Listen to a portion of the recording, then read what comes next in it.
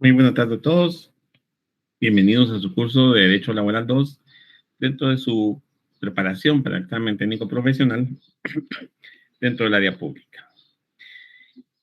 Tengo conocimiento, información por parte de algunos de ustedes que como que hubo un inconveniente con el horario de su examen. Estaba previsto para las 5:30 de la tarde y pues al final no sé si se realizó esa hora o a la hora del curso, pero son situaciones que se escapan de mí, que se hizo ver derivado de la información que ustedes me han proporcionado a universidad, pero desconozco qué pudo haber pasado o cómo se llevó a cabo el examen al final de cuentas. Entonces, pues ya yo no puedo hacer nada. Si hubo algún inconveniente, algún atraso, si hubo algún talape, pues esa es cuestión propia de la universidad que ellos tendrán que corregir para futuras referencias.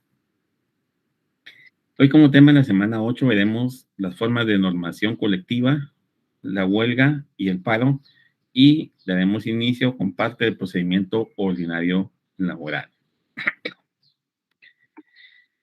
El objetivo de la clase es que ustedes, dentro del tema en las instituciones de derecho de trabajo, refuercen sus conocimientos con relación a las normas colectivas, por lo que veremos algunas de ellas y la manera de diferenciarlas o conocer sus aspectos más generales. Con relación al derecho individual, haremos un repaso entonces también respecto al procedimiento ordinario laboral, como lo es su naturaleza, sus características, las partes que intervienen y las reglas de competencia de los órganos jurisdiccionales.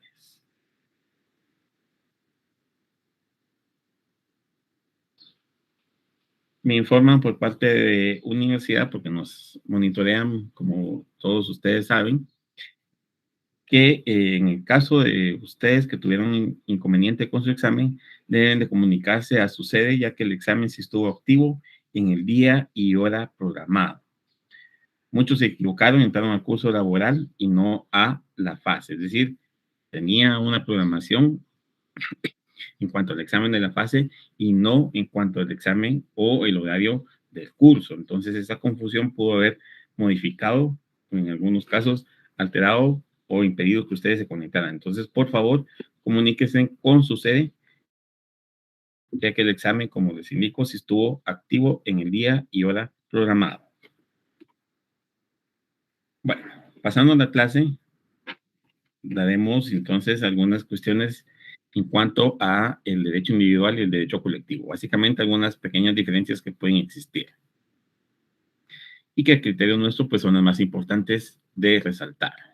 El derecho individual tiene como objetivo máximo al trabajador, el colectivo a la unión de estos, es decir, de los trabajadores y su relación con los patronos.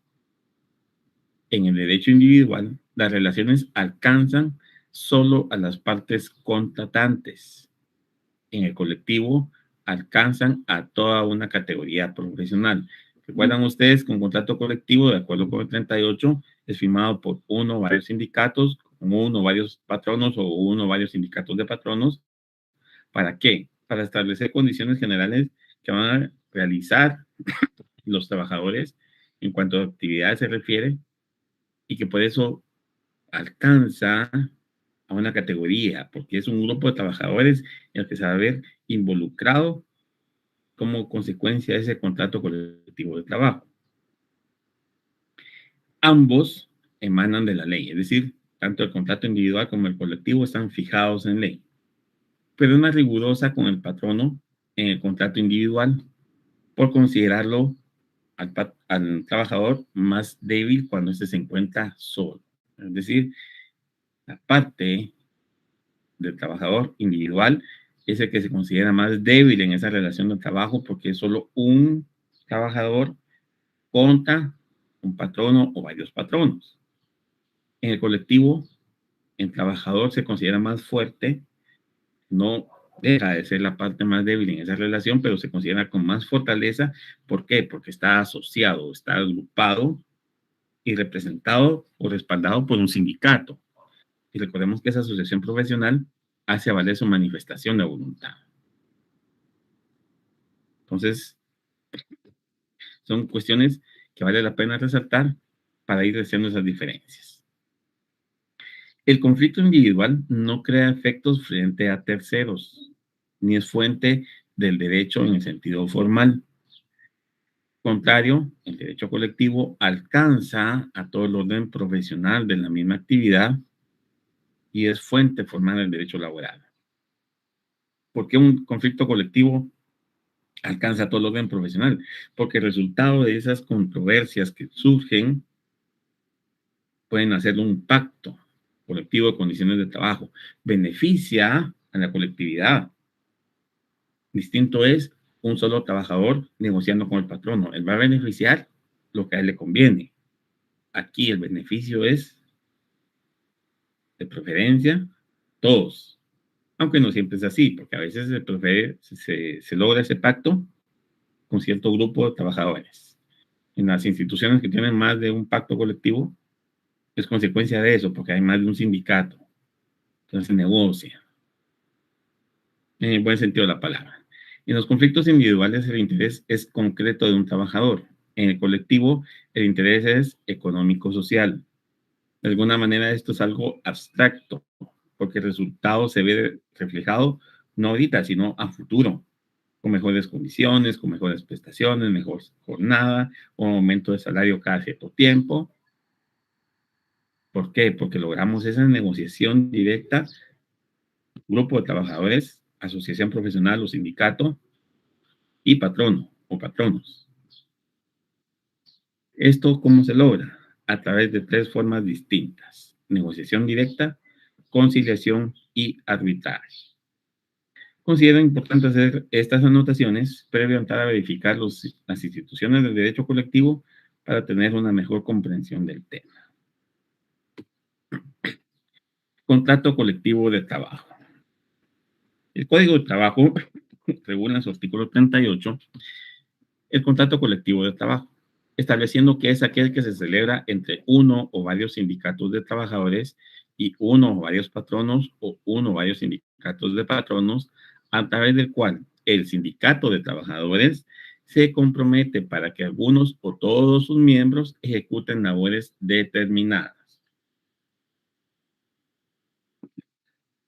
Como en todo contrato de trabajo, debe de existir entonces una remuneración por la realización de estas labores y se va a establecer o determinar de forma individual para cada uno de los miembros del sindicato o del grupo de trabajadores. Es decir, bueno, vamos a fijar un salario para estas actividades, ¿sí? Pero para estos trabajadores va a ser de tanto, para esto tanto, para estos que tienen más carga, tanto, para estos que son jefes, tanto. Distinto es en un contrato individual. Ahí no puede uno negociar lo que uno desee como ingreso salarial. Uno se adapta. O es eso o es eso. Por eso se considera más débil al trabajador individual que al grupo. El contrato colectivo de trabajo lo encuentran ustedes regulado en los artículos 38 al 48 del Código de Trabajo. Doctrinariamente existen dos tipos de contratos colectivos: los sindicales y los de equipo. En los contratos colectivos sindicales, los trabajadores son representados por uno o varios sindicatos ante uno o varios sindicatos de patronos. Sin embargo, en los contratos colectivos de equipo, el contrato es celebrado por un grupo de trabajadores no sindicalizados o no afiliados a una asociación profesional. En ambos casos,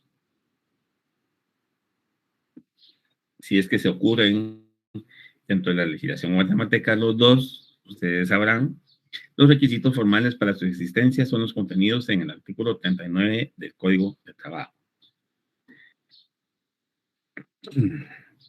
Disculpen, pero estoy saliendo de una gripe, tengo todavía un poco de tos, entonces se me seca un poco la garganta.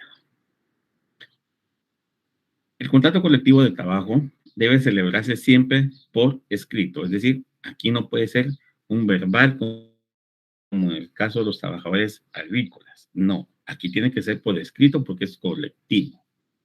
En 3 ejemplares, uno para cada parte o los representantes de las partes, es decir, trabajadores y patronos, y otro que se debe de enviar o remitir por parte del patrono, que es el obligado, al Departamento Administrativo de Trabajo, y solamente con la copia del mismo se prueba la existencia de este. Aquí no es como sucede en lo individual, que con la iniciación del servicio se formaliza la relación de trabajo y eso es suficiente para probarla. No. Aquí la relación de trabajo se prueba con el contrato.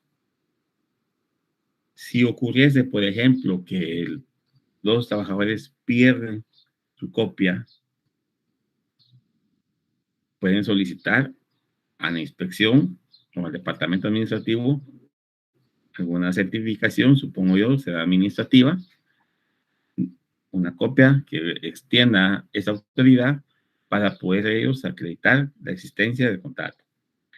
Si no existiere ninguno de esos tres ejemplares, ese contrato administrativo de trabajo, ese contrato de trabajo, perdón, no lo podemos probar. En el contrato deben hacerse constar el nombre de las partes contratantes, la empresa o sección de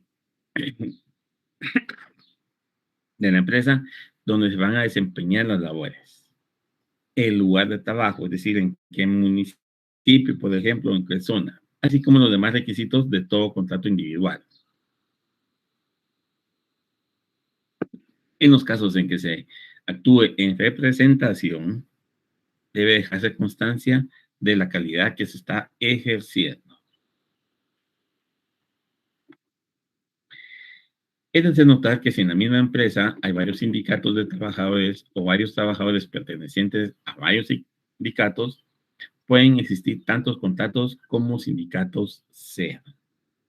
Sin embargo, si uno de estos contrae mejores ventajas, debe aplicarse estas si el trabajo ejecutado se realiza en iguales condiciones.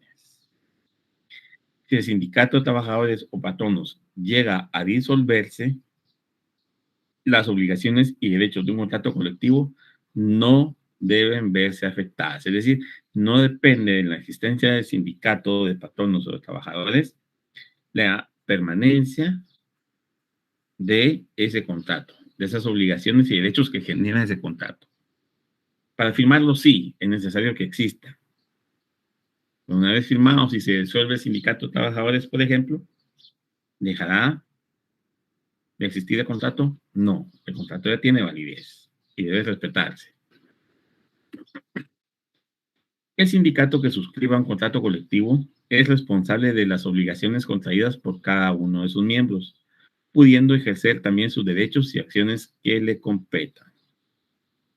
De igual manera, el sindicato que sea parte de un contrato colectivo puede exigir su cumplimiento, así como el pago de prestaciones o indemnizaciones, pudiendo ejercer la acción contra sus propios miembros, otros sindicatos parte, los miembros de otros sindicatos y cualquier persona que tenga obligación en el contrato. Si son varios los sindicatos y se ponen de acuerdo para firmar un solo contrato colectivo con el patrono, pero en ese contrato el sindicato A tiene la obligación de hacer tal cosa y no la hace, el sindicato B, C, D o los que sean, pueden exigir el cumplimiento de esa parte del contrato hacia el sindicato responsable, al sindicato A, o a cualquier otra parte que sea responsable del cumplimiento de las obligaciones de ese contrato. Siguiente institución, Pacto Colectivo de Condiciones de Trabajo. Este tipo de institución está comprendida por dos grandes aspectos. El primero, referente a las disposiciones generales y pactos colectivos de empresa o centro de producción determinado, que lo vamos a ver en los artículos 49 al 53, y el segundo, referente a los pactos colectivos de industria, de actividad económica o legión determinada, artículos 54 al 56. Estos tienen ciertas diferencias.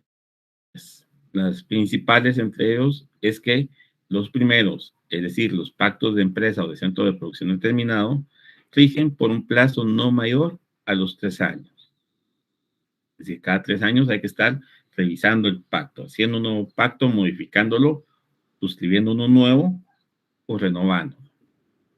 Y los segundos, es decir, los de industria, actividad económica o región determinada, un plazo no mayor a 5 años. Para ambos casos, el plazo menor es de 1 año. Sin embargo, el de empresa, un máximo de 3, y el de industria, un máximo de 5 años en cuanto a su vigencia. Ambos tienen fuerza de ley para las partes que lo suscriben, siempre que se cumplan con sus requisitos. ¿Qué es entonces, jóvenes, tener fuerza de ley? ¿Qué implica eso? ¿Será que a la fuerza vamos a hacer cumplir a las personas responsables en ese contrato sus derechos, sus obligaciones, perdón?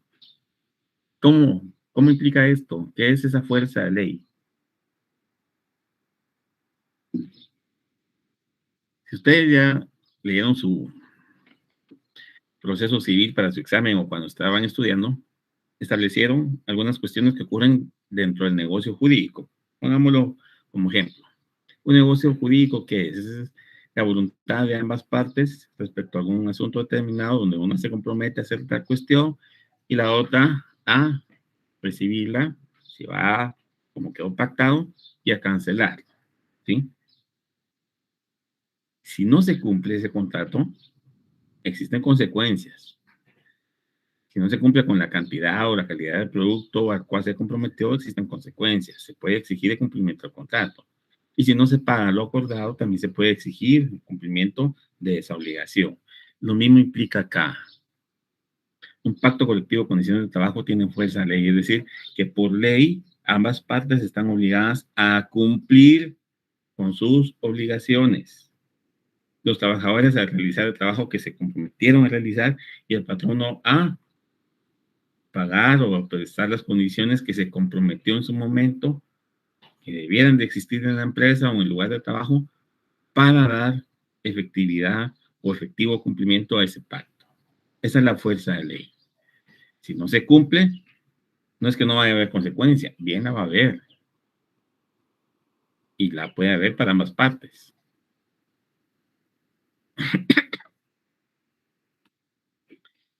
El Pacto Colectivo de Condiciones de Trabajo regula las relaciones entre las asociaciones profesionales de trabajadores y patronos, fijando las condiciones generales de prestación de los servicios.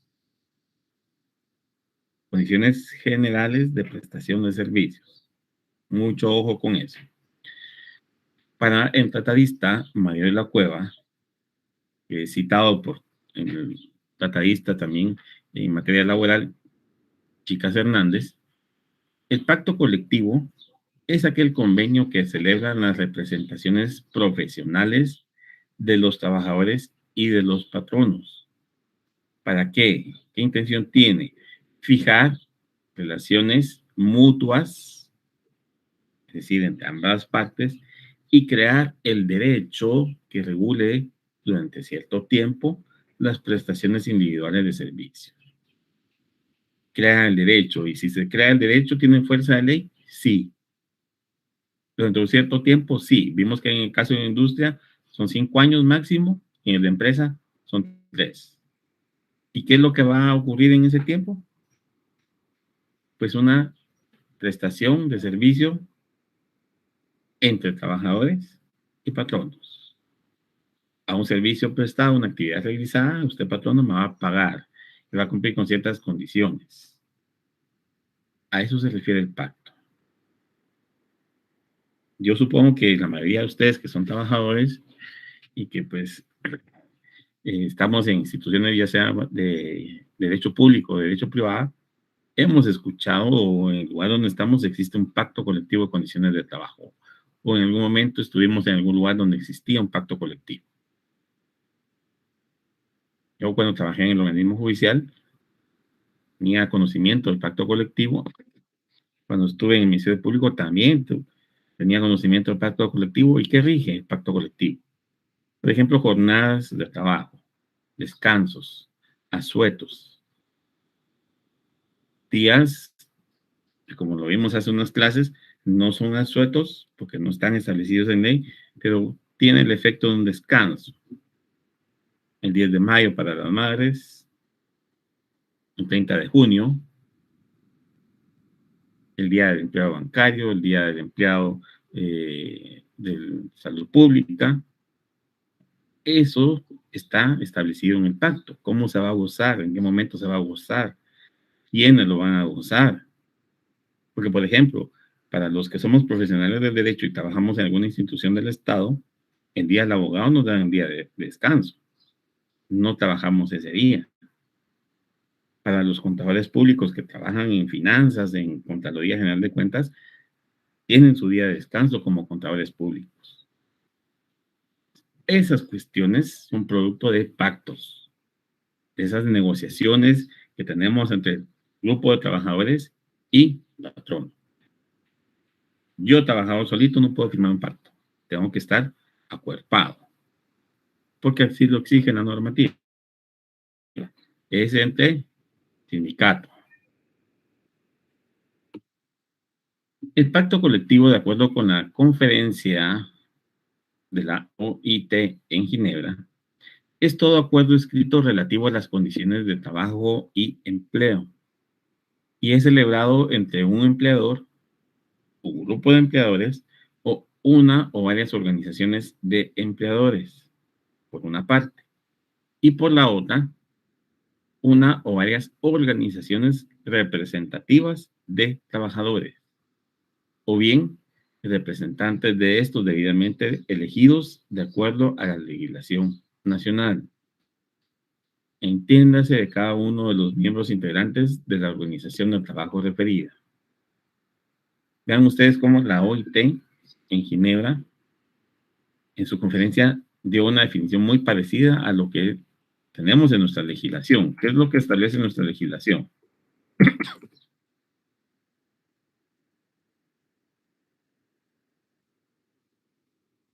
Artículo 49. Tiene carácter de ley profesional y a sus normas deben de adaptarse todos los contratos individuales o colectivos existentes o que luego se realicen en las empresas, industrias o regiones que afecten. Es una ley. ¿Por qué? Porque hay compromisos para ambas partes. Celebrado entre un empleador, un grupo de empleadores o una o varias organizaciones de empleadores y una o varias organizaciones, aquí no hay trabajadores individual, representativas de trabajadores, o bien representantes de estos debidamente elegidos de acuerdo a la legislación nacional. ¿Cómo es en la legislación guatemalteca? ¿Cómo se le denomina a esos representantes de los trabajadores? Ya lo vamos a ver. Y si no, no da tiempo, pues ya ustedes lo leerán en su código. Todo pacto colectivo tiene como características las siguientes: obligatoriedad, extensibilidad, limitación, inderogabilidad y mediatividad. Respecto a la definición de pacto, entonces nos remitimos al artículo 49 del Código de Trabajo y nos establece que tiene carácter de ley profesional, es decir, es ley entre las partes. Y a sus normas, es decir, al contenido del pacto, deben adaptarse todos los contratos individuales o colectivos existentes o que luego se realicen en las empresas, industrias o regiones que afecten. ¿Y qué implica eso de adaptar los contratos individuales? ¿Qué consideran ustedes que puede ser? Vamos a adaptar un contrato individual porque el pacto colectivo establece que cada, no sé, 25 de junio, a los maestros les vamos a dar un bono. Ah, resulta que yo soy maestro, pero donde yo trabajo, pues ya está establecido en el pacto. Entonces, mire, señor patrono, yo también soy maestro. Entonces, mi contrato de trabajo lo tienen que adaptar para decir que el 25 de junio usted me va a dar un bono. Y le acredito mi calidad de maestro o ya la acredité y revise mi expediente. A eso se refiere. ¿A qué si producto de un pacto se adquiere un compromiso, ese compromiso, de la forma en que fue establecido en el pacto, va a ser modificar cada uno de los contratos individuales o colectivos que ya existieran dentro de la empresa y a futuro. Por eso es muy similar al contrato, ¿sí? El beneficio es a futuro. El beneficio no lo vamos a ver ahorita. Los que estamos luchando, por decirlo de esa forma, por un pacto, los que estamos negociando, los que estamos intercediendo y los que logramos al final que se firme ese pacto y se adopte en la empresa o en la industria, posiblemente ya no veamos el beneficio, pero lo van a ver las personas que vengan después, vengan con los años a trabajar a esa empresa. Esta fuerza de ley es para las partes que lo han suscrito. Todo aquel que firma como parte tiene esa obligación de cumplir.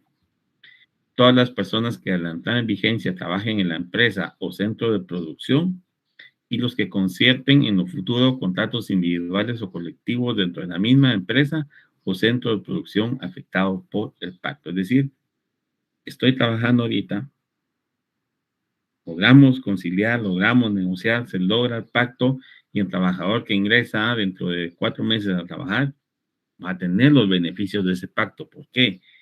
Porque va a modificar los contratos individuales existentes y los futuros.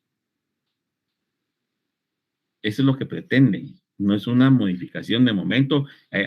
Y como solo tengo ahorita 50 trabajadores, esos 50 trabajadores son los que se van a beneficiar. Y si en octubre yo tengo necesidad de contratar 10 más, a ellos no les va a operar el pacto. No. Los que, los que ingresan en octubre van a gozar de los beneficios que los que estamos ahorita luchamos por ellos. A eso se refiere un pacto. Vamos a pactar, vamos a llegar a un acuerdo entre patronos y trabajadores, pero este acuerdo no solo nos beneficia a nosotros ahorita como trabajadores, sino también a los que vienen después. Y si yo me voy ahorita como trabajador, ya una vez suscrito el pacto, me puedo llevar los beneficios que establece el pacto, por ejemplo, una indemnización universal, y quien ingrese mañana a ocupar mi puesto va a adquirir ese derecho a una indemnización universal para cuando se vaya. Despedido por renuncia, esa es la indemnización universal. No importa cuál sea la causa en que termina la relación de trabajo, siempre se paga esa indemnización. Distinta de la indemnización que obliga el 81, 82 del Código de Trabajo por despido injustificado. La universal, no importa si es despido o renuncia, siempre se paga.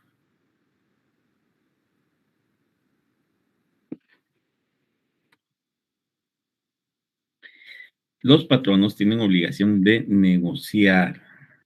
¿Qué es negociar? Llegar a acuerdos. Un pacto colectivo cuando los servicios de más de una cuarta de sus trabajadores sindicalizados produzcan o distribuyan su trabajo en varias zonas del país. Para el efecto deben de observar lo dispuesto en el artículo 51 del Código de Trabajo. ¿Y qué establece el 51 del Código de Trabajo?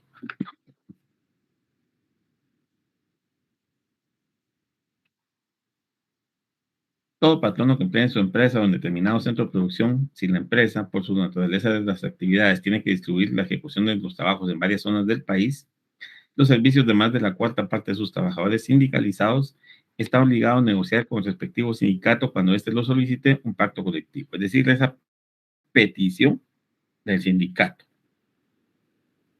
Al efecto, se deben observar las siguientes reglas. El porcentaje al que se refiere el párrafo anterior debe calcularse sobre la totalidad de los trabajadores que presten sus servicios en dicha empresa, es decir, una cuarta parte de los trabajadores sindicalizados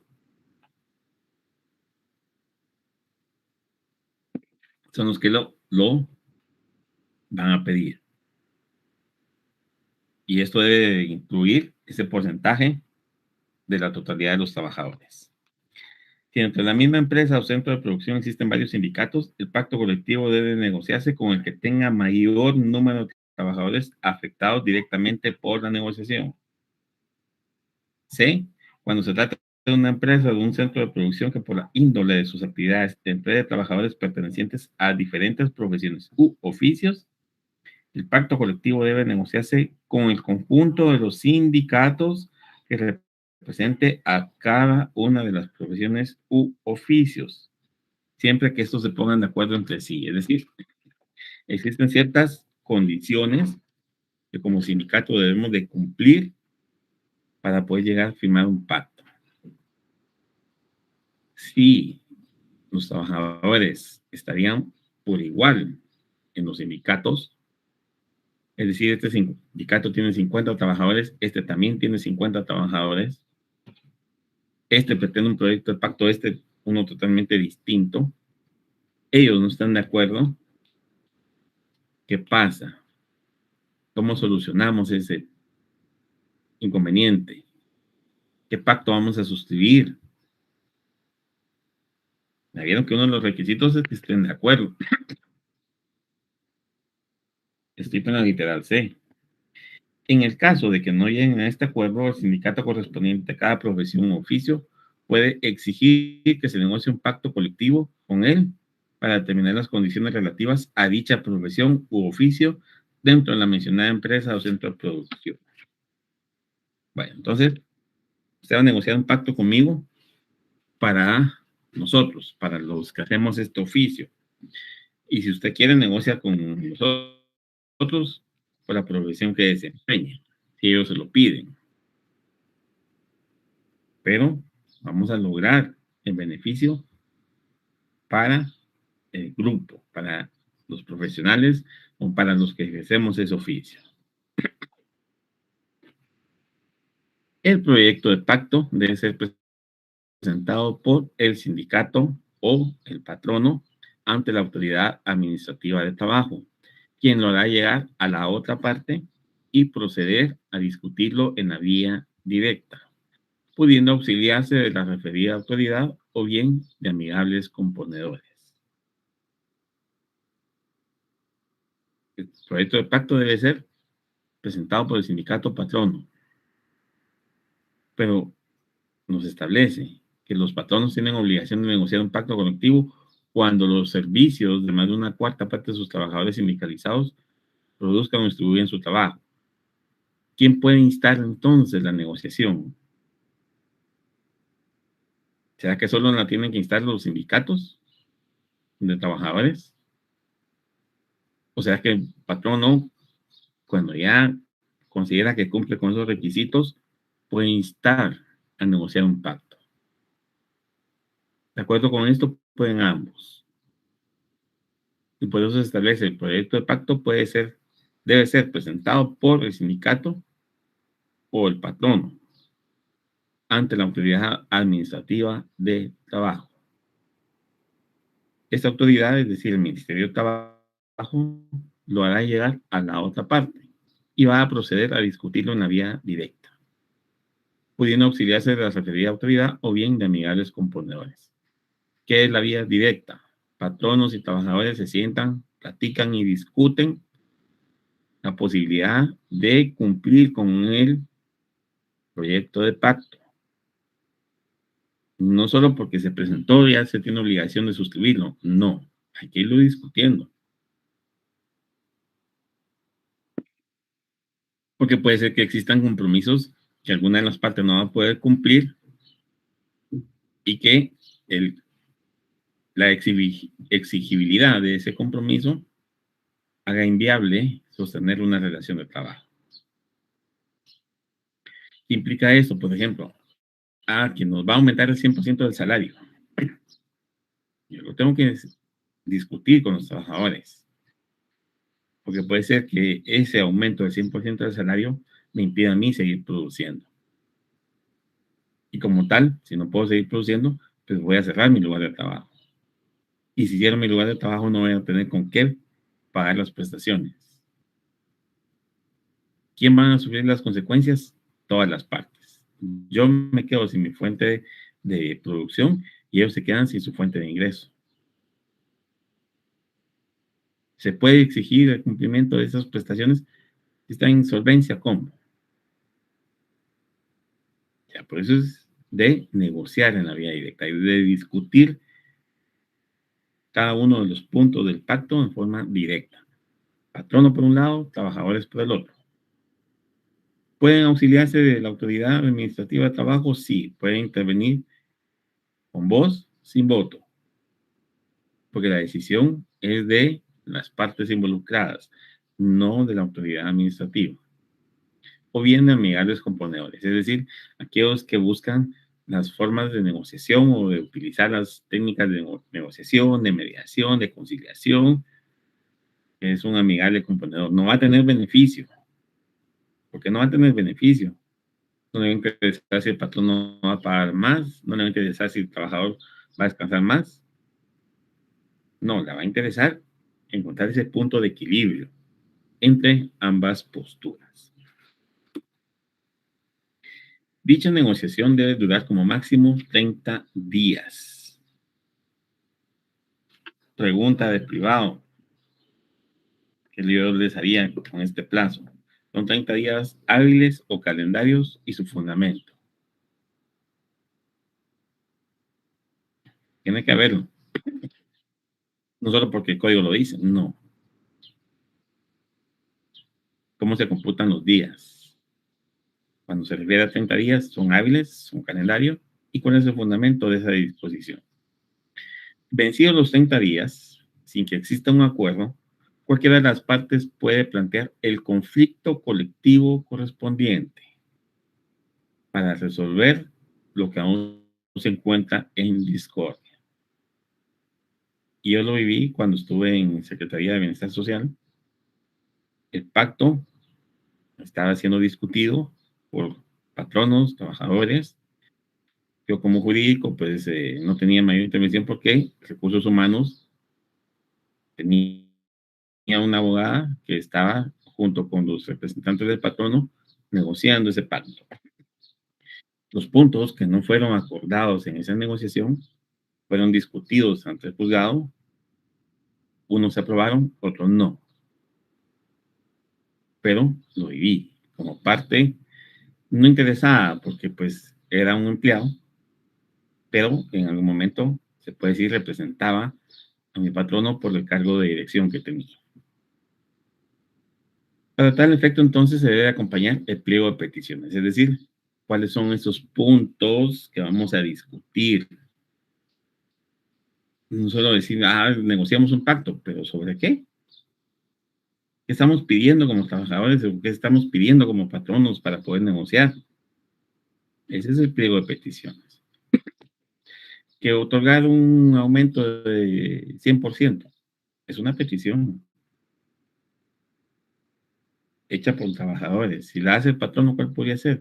Que la jornada de trabajo se extienda hasta las 16 horas con 30 minutos. Es una petición del patrono. Eso son las que forman, esas situaciones son las que forman ese pliego de peticiones. Este comprende las interrogantes que se plantearán a la otra parte para poder establecer que efectivamente no existe acuerdo en ciertos puntos. Estos conflictos se resolverán de acuerdo a los procedimientos regulados en el propio Código de Trabajo. Ya vamos a verlo, si no en esta, creo que es la siguiente o la subsiguiente clase. O ya es después de su segundo examen parcial que vamos a ver esos procedimientos. Las condiciones que deben estipularse en todo pacto se encuentran reguladas en el artículo 53 del Código de Trabajo. Mencionemos algunas.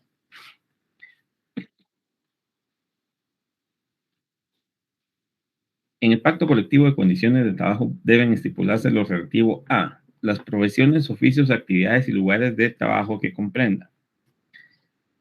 D. El lugar, fecha de celebración del pacto y las firmas de las partes o de los representantes de estas. La B. Establece duración del pacto, el día en que se debe comenzar a regir. No puede ser menor de 1 año, ni mayor de 3 para los de empresa o de 5 para los de industria. Ese plazo se puede prorrogar automáticamente por un periodo igual al estipulado si ninguna de las partes lo denuncia por lo menos con un mes de anticipación al respectivo vencimiento. Es decir, si voy a denunciar el pacto es porque hay algo que hay que cambiar, hay algo que hay que corregir, modificar, componer. Si no, no se denuncia y se continúa con la vigencia del pacto. Para el caso de la empresa serán 3 años más, con las mismas condiciones o las mismas situaciones en que se firmó el primer pacto. No se puede venir a decir, mañana entra en vigencia o mañana se vence y vamos a modificarlo hoy. No, tuve que haber denunciado 30 días antes. Vamos a ver a grandes rasgos los pactos de industria, actividad económica o región determinada. Para que el mismo tenga fuerza de ley para los contratantes, deben de observarse las disposiciones del artículo 54 del Código de Trabajo. ¿Y qué establece el 54 para darle esa fuerza de ley?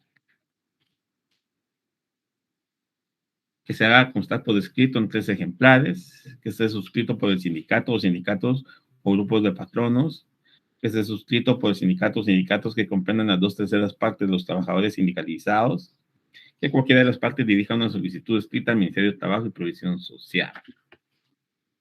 Esas son las situaciones que deben observarse para hacer un pacto colectivo de industria. Si se presentaren oposiciones a dicho pacto, es decir, no las peticiones, sino las oposiciones, es decir, ¿por qué no estoy de acuerdo con ese pacto?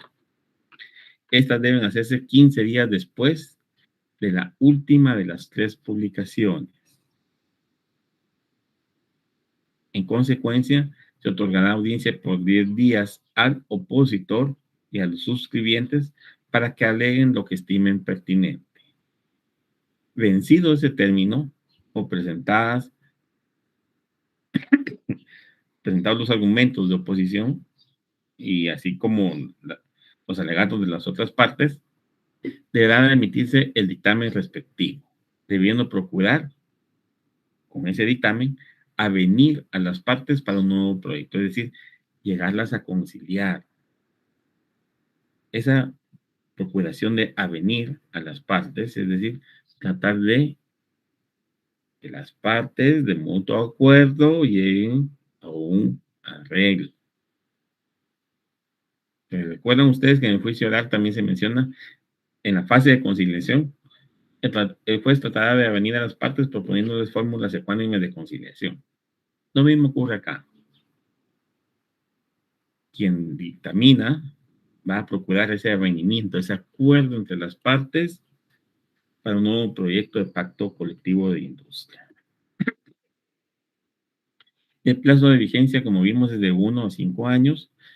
Debe ser prorrogado automáticamente si ninguna de las partes manifiesta su voluntad de dar por terminado el mismo. Esto debe hacerse por lo menos un mes antes de su vencimiento y es el organismo ejecutivo quien debe emitir el pronunciamiento al respecto. ¿Y qué entidad del organismo ejecutivo emite esa opinión?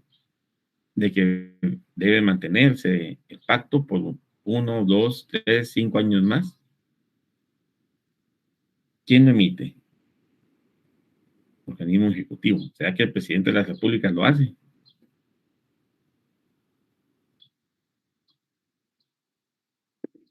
Pues obviamente lo hace a través del ministro de ramo, es decir, el Ministerio de Trabajo. Como diferencia entre contrato colectivo y pacto colectivo, podemos indicar que el primero existe en una típica relación de dependencia de una parte hacia la otra, es decir, en contacto. En los pactos no existe esa relación de dependencia, sino un conjunto de normas de aplicación jurídica y contractual, pues estos acuerdos determinan las condiciones dentro de las cuales ha de realizarse la prestación de servicios. Las normas de orden general acordadas por las partes, así como la finalidad del desarrollo profesional. Son instituciones muy parecidas, el contrato y el pacto, pero para empezar los requisitos son distintos. no son los mismos. ¿Qué exige el contrato colectivo para que se pueda firmar? ¿Qué exige el pacto colectivo para poderlo negociar? Exigen por lo menos cierta cantidad de trabajadores sindicalizados en el pacto colectivo. En el contrato, ¿será que hay un número o el sindicato puede comparecer a negociar? El contrato colectivo establece que es suscrito entre uno o varios sindicatos de trabajadores. El pacto puede ser un pacto por cada sindicato de trabajadores. Ustedes lo vieron, la propia ley lo establece. Atendiendo a la profesión o oficio que se vaya a mejorar. Y por eso se tiene, que es la finalidad del desarrollo profesional, la que busca el pacto colectivo. Son normas acordadas por las partes para poder prestar servicios y lograr ese desarrollo profesional.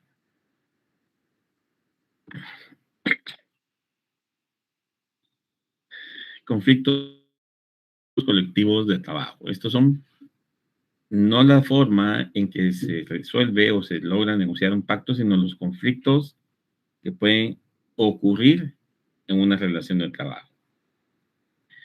Como consecuencia de la existencia de un conflicto laboral, pueden ocurrir dos situaciones de vital importancia y que conllevan una especie de suspensión de los contratos de trabajo. Recuerden que es una especie de suspensión, no es la misma suspensión que vimos en los artículos 60 y ¿qué? 5, 66, por ahí, si ustedes recordarán mejor que yo, sino que esto produce hasta cierto punto ese efecto, pero no es lo mismo. Estos conflictos colectivos son los denominados huelga y paro. Artículos 239 a 244 como sustento. Ay, Dios, de lo que es la huelga. La huelga legal ocurre cuando la suspensión de labores tiene sustento legal y el abandono del trabajo en una empresa es temporal. Este se ejecuta y mantiene pacíficamente por un grupo de 3 o más trabajadores y tiene como fin las mejoras o la defensa de los intereses económicos de los trabajadores frente a su patrón. Suspensión de labores de forma temporal por 3 o más trabajadores, mantenida en forma pacífica y tiene un fin: las mejoras o la defensa de los intereses económicos de los trabajadores. Recuerden que no es suspensión, puede ser individual parcial, individual total, colectiva parcial, colectiva total. Pero hay cuestiones particulares que implica que es una suspensión y que no estamos ante una huelga. Esta tiene un trámite que hay que cumplir con él para poder llegar a que la huelga sea declarada legal, justa o injusta, o ilegal, y las consecuencias que puede tener cada una de esas formas en que ocurre la huelga. Para Manuel Osorio, la huelga es el medio de lucha directa empleada por los trabajadores en defensa de sus intereses y sus reivindicaciones, consistente en el abandono colectivo del trabajo. Lucha directa ¿de qué? De los trabajadores. ¿Para qué? Para defender sus intereses, porque estos sean reivindicados. ¿Y cuál va a ser la consecuencia de esa lucha? El abandono colectivo del trabajo. ¿Colectivo por qué? Porque es 3 o más. Para el maestro Mario López Larrabe, puede definirse como la suspensión de actividades acordada y ejecutada por una mayoría de los trabajadores en una o varias empresas, establecimientos o lugares de trabajo, ejercitadas como medio de presión contra uno o varios empleadores con el objeto de obligarlos a que acepten sus peticiones que pueden ser de carácter económico, social y jurídicas. Vean la definición del maestro, tan importante. Suspensión de actividades acordada. En la otra puede ser que no se acuerde. De suspensión como causa de suspensión temporal de trabajo. Es ejecutada también por una mayoría de los trabajadores en una o varias empresas, establecimientos o lugares de trabajo, ejercitadas como medio de presión contra uno o varios empleadores, con el objeto de obligarlos a que se acepten sus peticiones que pueden ser de carácter económico, social o jurídicas. Hace unos veintitantos años, 26 más o menos, hubo una huelga de los trabajadores del organismo judicial. Fue ejecutada por trabajadores no solo de altos tribunales, habían también de los departamentos. ¿Cuál era la medida de presión? Pues no recuerdo en concreto, una de ellas era la inamovilidad, la otra era el salario, pues no recuerdo todas. Al final de cuentas, como la huelga no fue realizada de conformidad con lo que exige la normativa, fue declarada creo que injusta e ilegal y el patrón no pudo despedir. Posterior, pues obviamente se fueron a instancias internacionales y creo que ya la OIT emitió un pronunciamiento de que no era por parte del Estado la actitud a asumir en cuanto a despedirlos, como que hasta cierto punto le dio la razón a los trabajadores, pero los trabajadores no agotaron los requisitos para poderla llevar a cabo. ¿Qué pretende? Ejercer presión, obligar a que el patrón no acepte las peticiones, ya sea de carácter económico, social o jurídicas. No es lo mismo pelear por generar un derecho, un aumento salarial, a hacer cumplir una normativa laboral. No es lo mismo, son situaciones distintas. La definición legal la encontramos en el artículo 239 del Código de Trabajo, que establece que huelga es la suspensión y abandono temporal del trabajo en una empresa, acordados, ejecutados y mantenidos pacíficamente por un grupo de 3 o más trabajadores con el exclusivo propósito de mejorar o defender ante su patrono los intereses económicos que sean propios de ellos y comunes a dicho grupo. Es decir, propios de los trabajadores que van a mantenerse en huelga y comunes a dicho grupo, a todos los trabajadores. Para el efecto deberá cumplirse con los requisitos del artículo 241 del Código de Trabajo.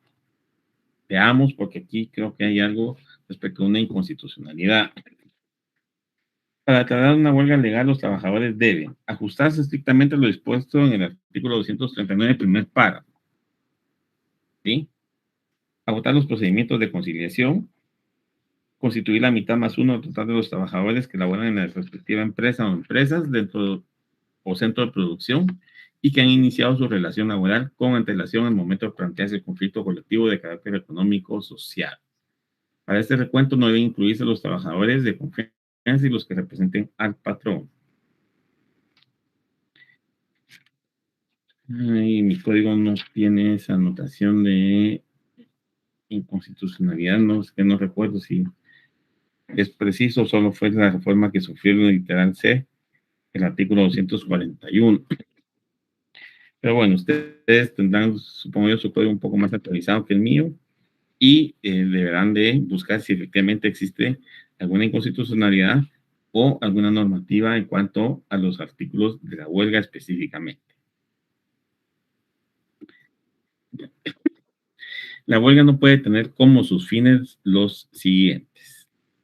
La huelga es solidaridad, las que persiguen el cumplimiento de leyes, arreglos, sentencias, pactos o contratos colectivos, las que tengan por propósito motivos que no sean propios de los trabajadores en común, sino individuales. Es decir, si solo mi interés como trabajador yo no me puedo ir a la huelga, o los conflictos colectivos de carácter social.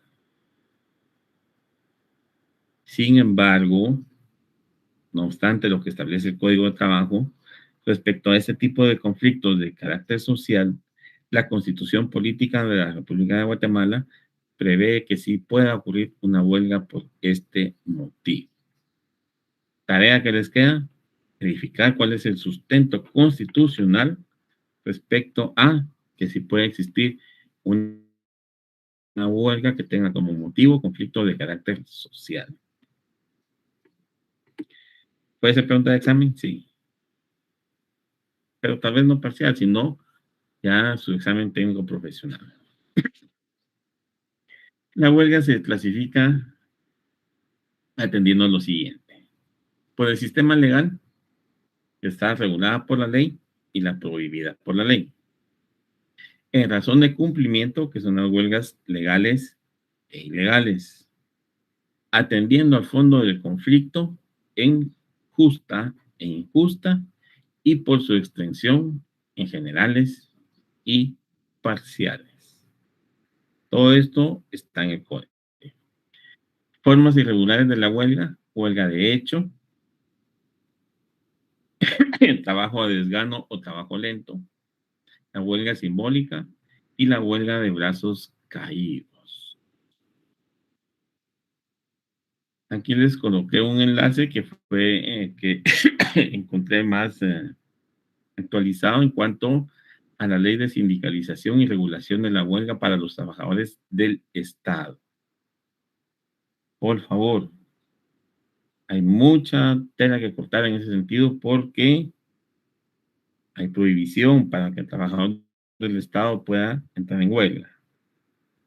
Sin embargo, existe una ley de sindicalización y regulación de la huelga para trabajadores del Estado. Es decir, hay que cumplir con algunas cuestiones muy particulares cuando se es trabajador del Estado para poder irse a la huelga. Los trabajadores del organismo judicial no lo hicieron. Y esa fue una de las circunstancias por las que terminaron perdiendo. En cuanto a el paro. La segunda de las situaciones que puede ocurrir durante un conflicto de trabajo es el paro, comprendidos los artículos 245 a 252. Esta situación también debe de haber sido declarada legal y consiste en la suspensión y abandono temporal del trabajo de forma ordenada y durante algún tiempo, por eso es temporal, por parte de uno o más patronos de manera pacífica. La huelga es trabajador, el paro es patrón. Ocurre con el propósito de defender ante sus trabajadores sus intereses económicos propios o no, pero sí comunes. En este caso, ocurre el cierre de la empresa o empresas de que se trate. El paro es conocido con una locución inglesa o idioma inglés nominada lockout. Esa expresión puede interpretarse como cerrar la puerta hacia afuera, es decir, esta actitud del patrono de cerrar y no permitir el ingreso de sus trabajadores. Así es conocido. Obviamente esto implica efectivamente que la puerta de acceso a la industria, empresa o local donde se realizan las labores se encuentra cerrada para impedir que los trabajadores ingresen. No puedo decir, yo patrono me voy al paro, pero que entren y que hagan lo que quieran. No, tengo que cerrar la empresa, tengo que cerrar el local o la industria porque estamos en paro. Yo, patrono, estoy en paro. Para Guillermo Cabanelas, el paro o lo que se le denomina lockout es aquella expresión que se entiende como la acción concertada y colectiva de los patronos de negar trabajo a los trabajadores dependientes de ellos y como consecuencia restringir el pago del salario. Se ve limitado el pago, se restringe, se impide. Eso es lo que define Cabanelas en cuanto al paro. Para Mariano Thyssen-Baum, tratadista poco conocido, pero que sí ha hablado un poco en materia laboral, la suspensión temporal de la actividad parcial o total de la empresa dispuesta por él o los empresarios para secundar la defensa de sus intereses frente a los trabajadores. Siempre es entonces una suspensión temporal, parcial o total de la empresa, dispuesta por quién, por él o los empresarios, es decir, el patrono. ¿Para qué? Secundar la defensa de sus intereses frente a los trabajadores. Yo no puedo cumplir, yo no puedo hacer esto, no puedo hacer lo otro. Inicio mi trámite, cumplo con los requisitos y me voy a parar. El Código de Trabajo en su artículo 245 define el paro legal como la suspensión y abandono temporal del trabajo ordenados y mantenidos por uno o más patronos en forma pacífica y con el exclusivo propósito de defender frente a sus trabajadores los intereses económicos que sean propios de ellos, en su caso, o comunes a los mismos. Puede ser que tengamos intereses comunes, patronos y trabajadores, y que ante la imposibilidad de cumplir, se decrete el paro, se realice el paro.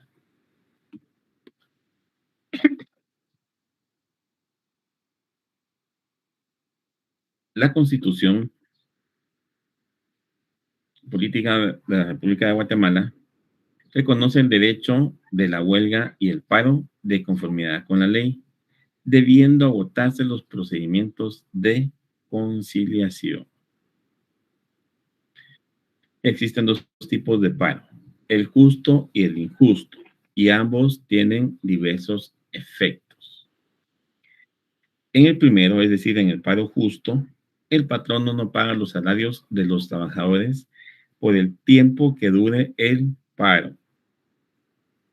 El patrono puede cerrar definitivamente el centro de trabajo o la empresa, puede despedir a los trabajadores y no tiene responsabilidad de su pago.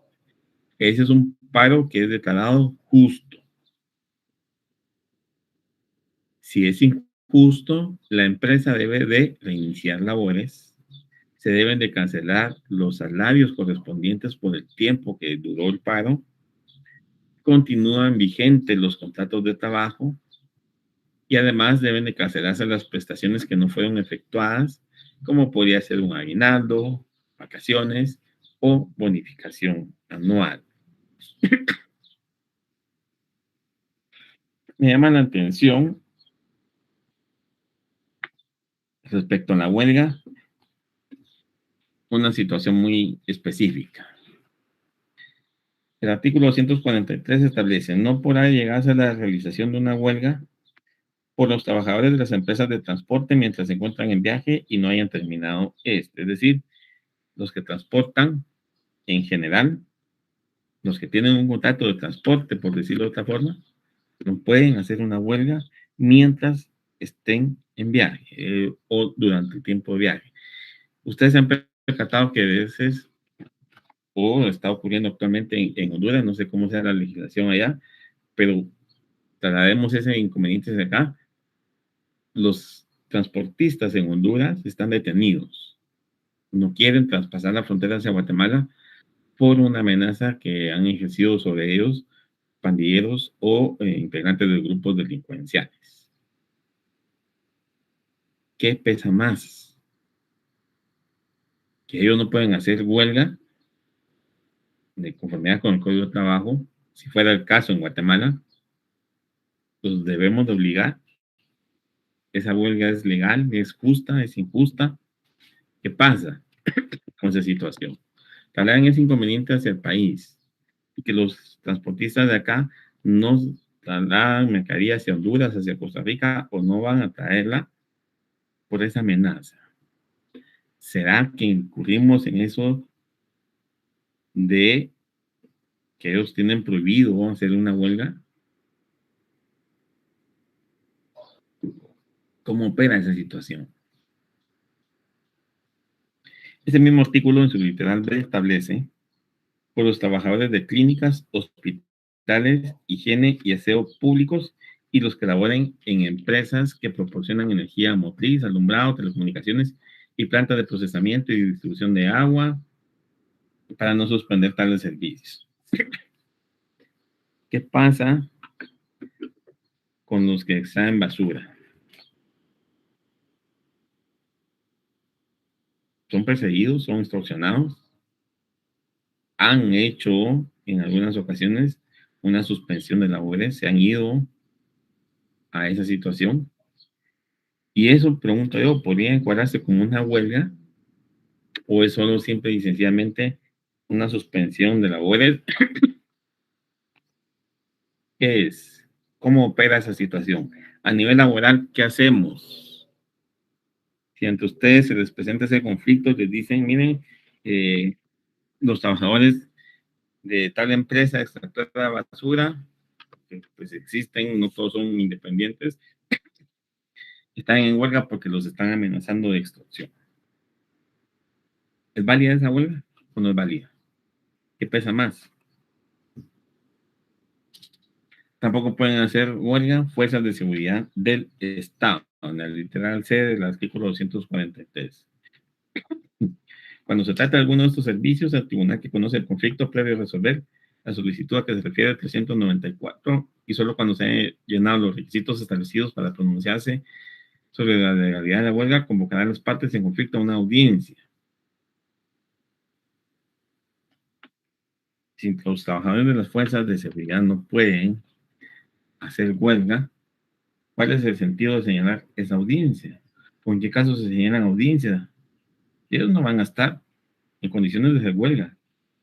Pueden ser despedidos, no pueden ser despedidos. Sería una huelga injusta, justa, legal, ilegal. ¿Qué pasa?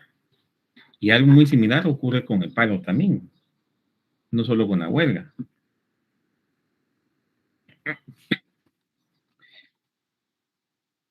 El paro es legal cuando los patronos se ajustan a las disposiciones de los artículos 245 y 241, inciso B, y dan luego a todos sus trabajadores un aviso con un mes de anticipación para el solo efecto de que estos puedan dar por terminados sus contratos sin responsabilidad para las partes durante este periodo. Este aviso se debe dar al momento de concluirse los procedimientos de conciliación.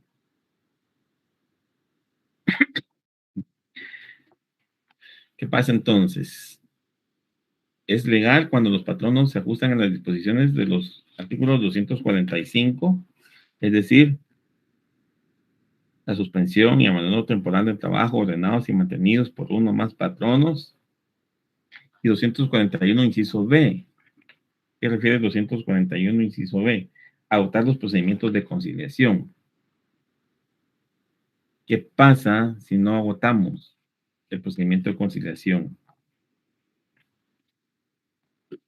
¿Qué pasa? ¿Será que se puede declarar ilegal porque cumplamos con el otro requisito? Porque para eso es necesario, para declararlo ilegal, que el patrón o patronos lo realicen en cuanto al paro, si produce los siguientes efectos. Faculta a los trabajadores para pedir su reinstalación, hace incurrir al patrón en las obligaciones de reanudar los trabajos y cancelar los salarios, y da lugar en cada caso a la imposición de una multa de ley. ¿Cómo queda esa situación?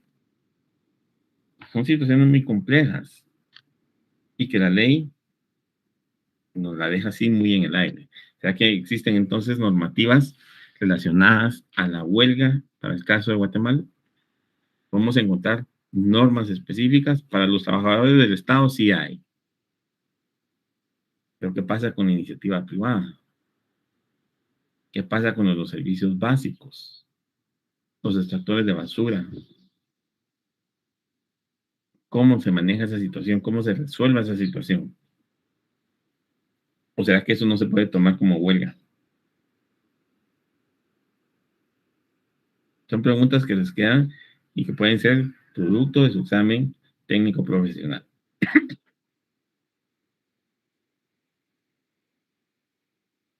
Existen dos tipos de paro, el justo y el injusto, y ambos tienen diversos efectos.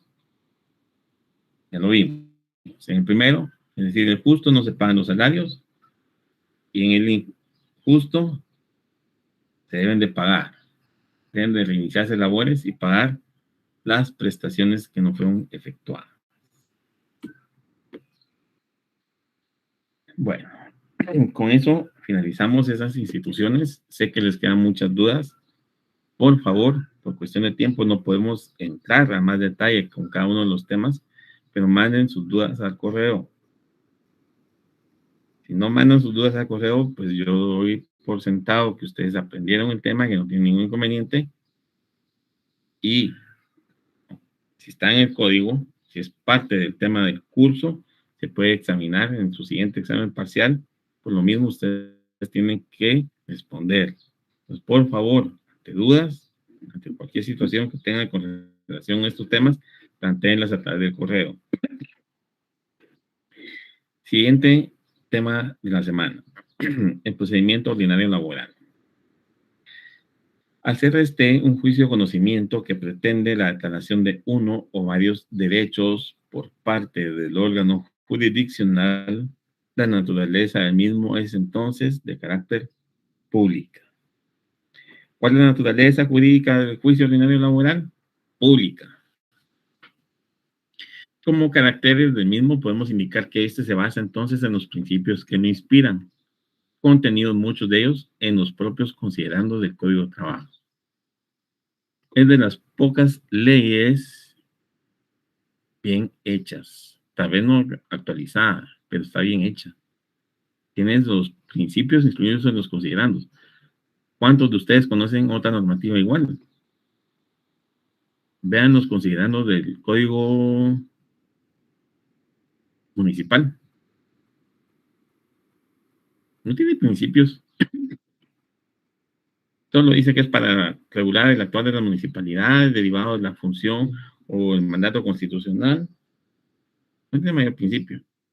El Código de Trabajo sí. Y es una, como les digo, de las pocas leyes bien hechas. A mi criterio, pues, obviamente. En este proceso, las partes que intervienen son demandado y demandante. No así los profesionales del derecho que puedan asistirlos, dirigirlos o defenderlos, ni mucho menos el personal del órgano jurisdiccional como jueces, secretarios, oficiales o demás. Sujetos procesales, partes que intervienen. ¿Quiénes son? Actor y demandado. Y si hay una reconvención, pues el demandado va a ser demandado y actor, y el actor va a ser actor y demandado. No más. Los abogados no son sujetos procesales, son abogados directores. Los jueces no son parte, son quienes deciden el asunto. El personal administrativo del tribunal o del juzgado no es parte, es solo quien diligencia o tramita las disposiciones del proceso. Parte o sujeto procesal es el que tiene interés en el asunto. Y acá en materia laboral son demandado y demandante. No hay más. El Código de Trabajo regula en su título 11 todas las disposiciones del procedimiento ordinario. Eso está comprendido del artículo 321 a 373 del Código de Trabajo. Siendo importante recalcar o recordar que de conformidad con el artículo 326 del mismo Código de Trabajo, se puede aplicar de forma supletoria, es decir, vamos a ayudarnos de esta ley para complementar el Código de Trabajo con las disposiciones del Código Procesal Civil y Mercantil y la ley del organismo judicial. Ley del organismo judicial es específica para el actuar de los órganos jurisdiccionales y las disposiciones del Código Procesal Civil y Mercantil para aquellas disposiciones que no están contempladas en el Código de Trabajo. Recuerden ustedes que el Código de Trabajo fue incluido, o las disposiciones en materia laboral en su momento fueron incluidas en un Código Civil. Y de los contratos civiles fue surgiendo, derivando el derecho laboral. El procedimiento, al no haberse fijado oportunamente en el Código de Trabajo, nos permite aplicar de forma supletoria lo que establece el Código Procesal Civil, que pueda complementar y desarrollar o poner en práctica las normas contenidas en el 1441.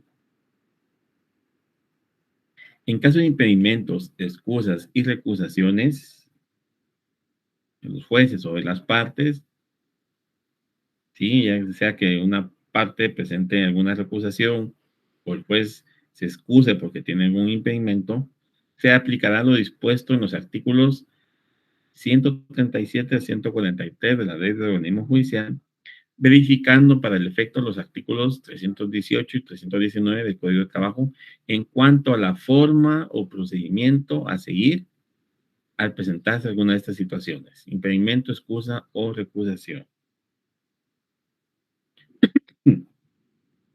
No tengo en la mano la Ley de Organismo Judicial, pues sí podemos ver el Código de Trabajo en sus artículos 318 y 319.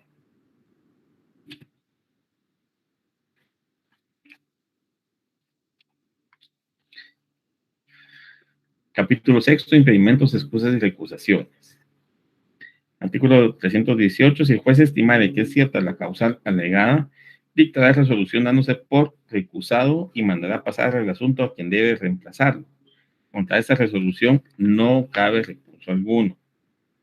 Si el juez estimare que no es cierta la causal o que no da lugar a la recusación, la expresará así en auto razonado, es decir, un auto fundamentado, y mandará pasar el asunto a la Sala de Apelaciones Jurisdiccional, la que deberá resolver dentro de 24 horas de recibir los autos si procede o no esa causal.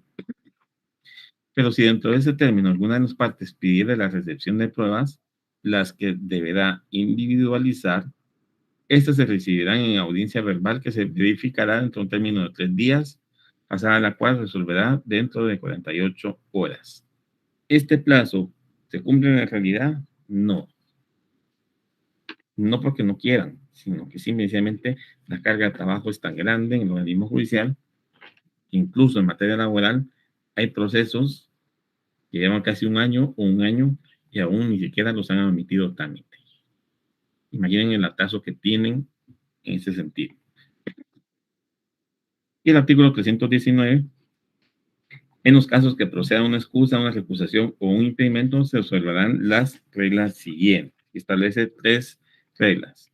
Si es de un juez de trabajo y previsión social, se mandará pasar los autos al juez de igual categoría más próximo. Si es de Zacatepeques, al de Guatemala o Chimaltenango, el más próximo. Si se trata de uno de los magistrados de las salas de trabajo y previsión social, se llamará a los suplentes en su orden. Aquí sí entran en función los magistrados electos en forma suplente. Y tercero, si se tratara de un miembro o de varios de los tribunales de conciliación y de arbitraje, se llamará por su orden en las respectivas listas a los que deban de sustituirlos en caso se agotaren la sala de apelaciones que corresponda a dar la designación entre los suplentes por su orden. Es decir, para los tribunales de conciliación y arbitraje, que también operan las causas de impedimentos, excusas y recusaciones, se van con los suplentes. Y estos van a ser designados por la sala de apelaciones en materia de trabajo. Y por último, tema de la semana, reglas de competencia. La ley del organismo judicial establece en su artículo 62 la competencia de los tribunales en general, al indicar que solamente pueden ejercer su potestad en los negocios y dentro de la materia y territorio que les hubieran asignado. Si es el juez de primera instancia de trabajo del departamento de Guatemala o del municipio de Guatemala, solo va a conocer de los negocios, es decir, de las demandas cuyo origen sea el municipio de Guatemala.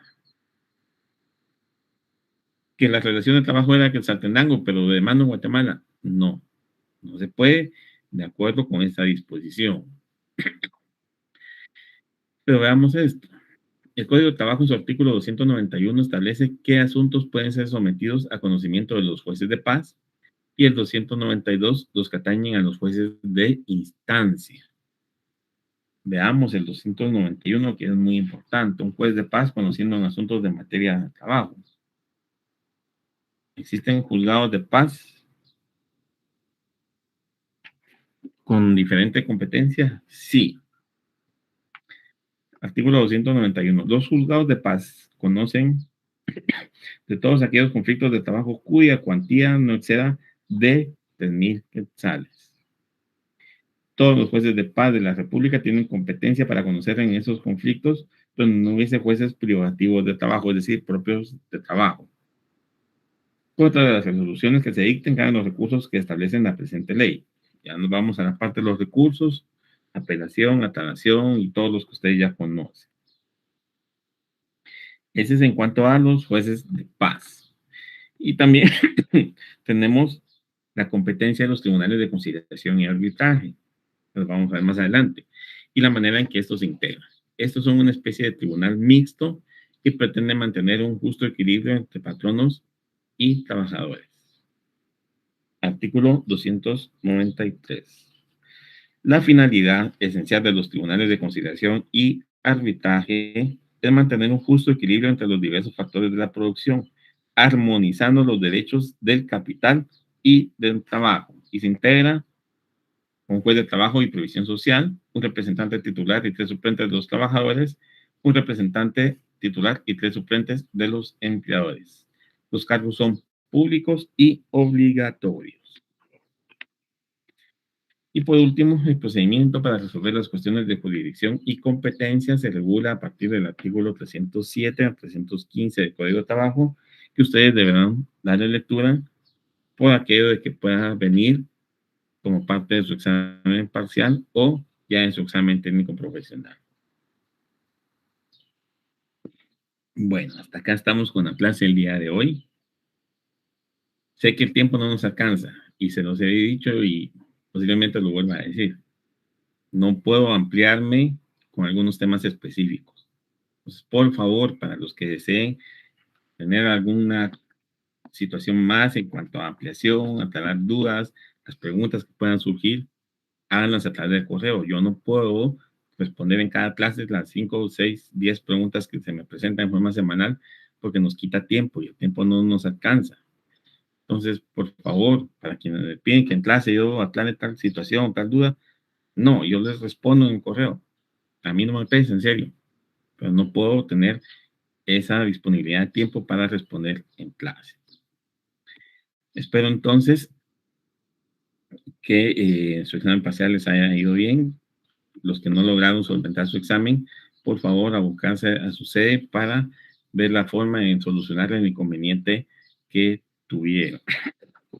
De lo contrario, si no presentan su examen y no solventan esa situación, pues no podrán tener posibilidad, pienso yo, de tener un segundo examen parcial, o bien que este les vaya por dos, o no sé, ya esa es disposición de la U en cuanto a los exámenes. Yo doy la clase, no evalúo, no califico, no puedo realizar exámenes, esa ya no es disposición mía, esa es disposición de la U y hay que sujetarnos a lo que las autoridades dispongan.